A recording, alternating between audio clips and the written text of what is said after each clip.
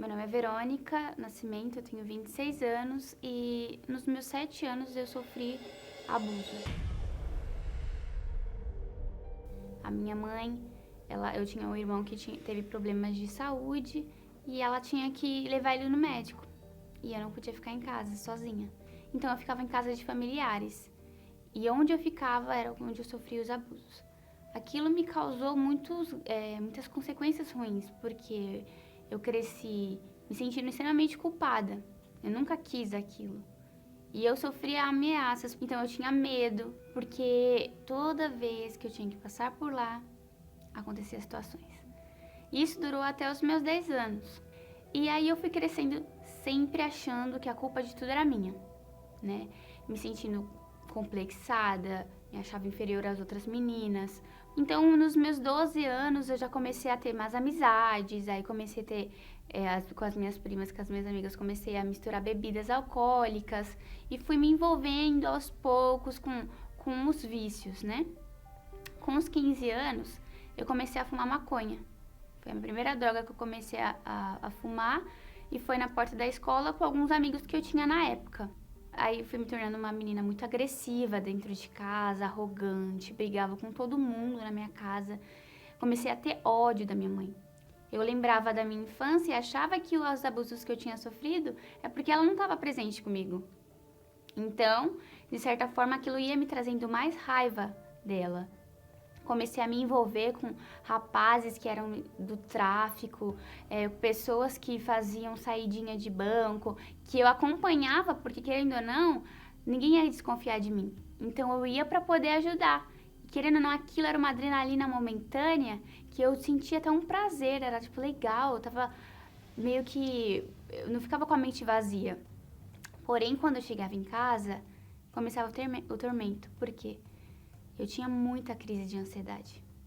Eu não conseguia dormir. Eu gritava de ansiedade e eram muitos pensamentos ruins, pensamentos que Deus não existia, pensamentos que eu ia morrer daquele jeito, que eu não ia ter esperança. E aquilo me trazia muita angústia e opressão.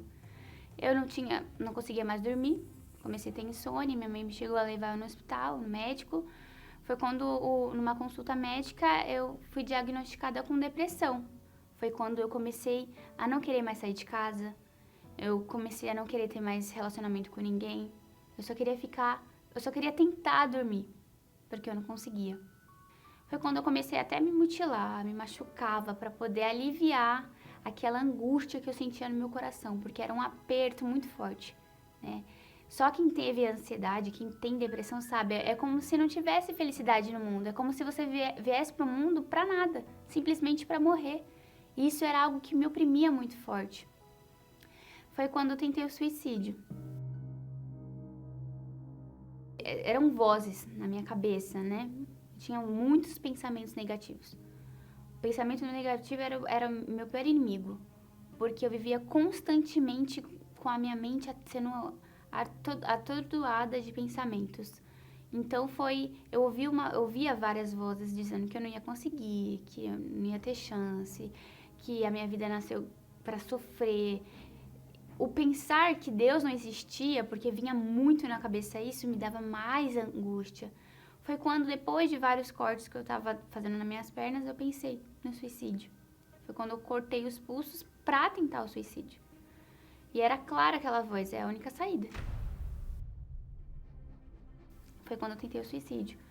Só que aí minha mãe me pegou no flagra, que foi no banheiro da minha casa. Ela abriu a porta e ela viu aquela cena. E ela fez, Verônica, o que você tá fazendo com a sua vida? O que tá acontecendo? E eu só falei assim pra ela, chorando, mãe, desiste de mim, porque não tem mais chance. Eu não tenho mais chance. Meu pai, desesperado, vendo aquilo, tentando me consolar, não, mas Deus é com você. Eu falei, Deus virou as costas pra mim, Deus não me ama. Foi quando ela me convidou, ela fez um convite pra mim, poder ir pra igreja. Foi numa sexta-feira. Não tinha nem mais reunião. E o pastor decidiu falar comigo. E ele falou assim, Verônica, você quer uma ajuda? Tem chance pra você e você pode mudar de vida. E ele fez uma oração por mim.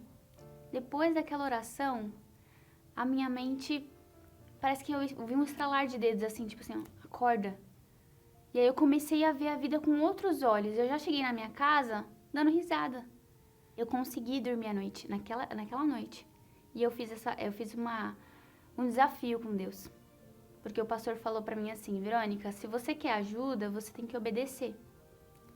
E eu falei assim: o que eu tenho que fazer? E ele falou, né, as coisas que eu teria que largar, as renúncias que eu teria que fazer. Eu falei assim: bom, Deus, se você existe, eu falei com essas palavras, se você existe, a minha vida vai ter que mudar.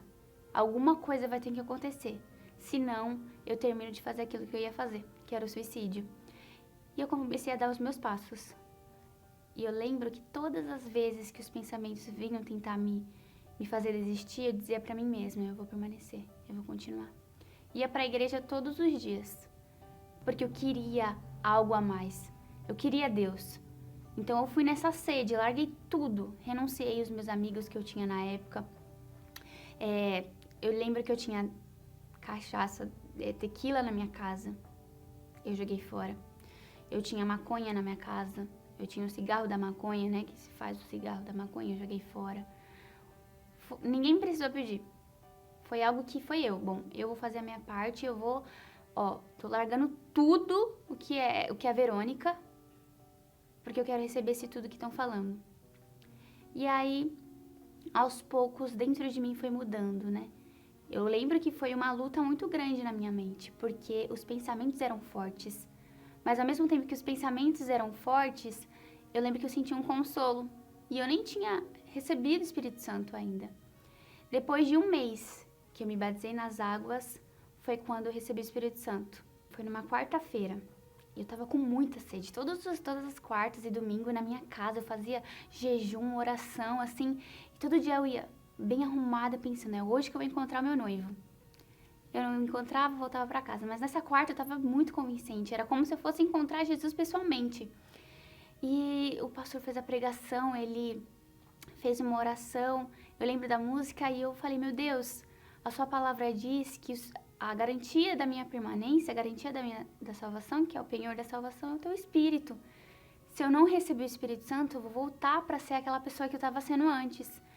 E eu me humilhei para Deus, falei para Ele quem eu era, né, as minhas deficiências, os meus medos. E eu lembro que o Espírito Santo veio e me trouxe aquela paz. A paz foi uma coisa que não tenho palavra para descrever, porque era um alívio. Eu tive a plena certeza que Deus era comigo. E Ele me fez lembrar de tudo que eu tinha vivido e Ele me mostrou: você não estava sozinha aqui nesse dia. Era como se Ele falasse na minha mente: você não está sozinha nesse dia. Naquele dia que aconteceu aquilo, você não estava sozinha. Eu lembrei de todos os livramentos que eu já tinha tido. E eu falei: Deus falava dentro de mim, isso aqui fui eu. Depois daquele dia, a minha mente clareou. E aí começou esse amor pelas almas. De eu querer ajudar as pessoas e não importa onde que eu tinha que ir. Meninas que estão com depressão, com síndrome do pânico, que têm crises de ansiedade, eu posso falar para elas: eu mudei, vocês podem mudar. Né? Hoje eu posso falar isso para elas e não tem nada mais gratificante e melhor que isso. Hoje o relacionamento com a minha mãe é de mãe e filha, de amiga. Eu nunca consegui me abrir com a minha mãe, porque eu tinha muita raiva dela. Hoje, minha mãe, ela só de me olhar, ela já sabe o que aconteceu. O meu relacionamento com meu pai é também de amiga. O meu relacionamento com os meus pais mudou, com as pessoas mudaram e comigo mesma. Porque eu me sentia muito inferior às pessoas. E hoje eu tenho o Espírito Santo dentro de mim. Então eu tenho o próprio Deus dentro de mim. E isso me faz me valorizar. Não é o meu perfil físico, não é o que eu sei, não. Mas quando eu lembro que eu tenho o Espírito de Deus dentro de mim, é como se eu fosse a princesa de Deus. Então eu me sinto muito valorizada.